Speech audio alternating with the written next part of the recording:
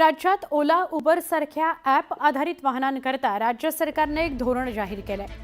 चालकानं फेरी रद्द केल्यावर चालकाला 100 रुपयांपर्यंत आणि जर ग्राहकानं विनाकारण फेरी रद्द केली तर 50 रुपयांपर्यंतचा दंड आकारला जाणार आहे। चालकाला झालेल्या दंडाची रक्कम ग्राहकाच्या खात्यात जमा करण्याची तरतूद नवीन धोरणात करण्यात आलेली आहे। गृह विभागाने जाहीर केलेल्या धोरणानुसार कार पुलिंगबाबतचे नियम सुद्धा आणि मागणी कमी असलेल्या वेळेत देण्यात येणाऱ्या सवलतीचा दर सुद्धा निश्चित करण्यात आलेला आहे। याची अंमलबजावणी मंगळवारपासून करण्यात आलेली आहे, म्हणजे कालपासून। हा शासनाचा निर्णय हा खूप स्वागतार्ह निर्णय आहे।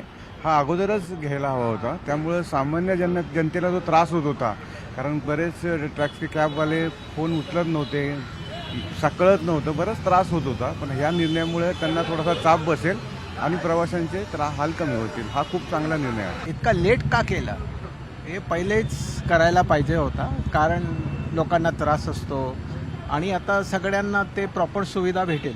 मला असं वाटतं की हे फेअर मूव्ह आहे। सरकारने जो निर्णय घेतलेला आहे तो खरोखर स्वागतासारखा आहे आणि जे ॲक्च्युली सिनियर सिटीजन्स आहेत त्यांना ॲक्च्युली जो त्रास भोगावा लागतो, ॲक्च्युली कॅन्सलेशन होतो, तो ॲक्च्युली ह्याच्यापुढे होणार नाही आहे। ते ॲक्च्युली चांगली कामं करतील आणि ॲक्च्युली सगळ्यांना अटेंड करतील। जे कॅन्सल करतात त्यांच्यावरती दंड आकारलेला आहे। ही चांगला निर्णय, मी तो स्वागत करतो। लोकांना जो त्रास होतोय तो होणार नाही आणि ड्रायव्हरची पण जी माज आहे त्यांना तो कमी होईल त्यांचा, आणि सिनियर सिटीजनला पण चांगला उपभोग मिळेल त्याचा।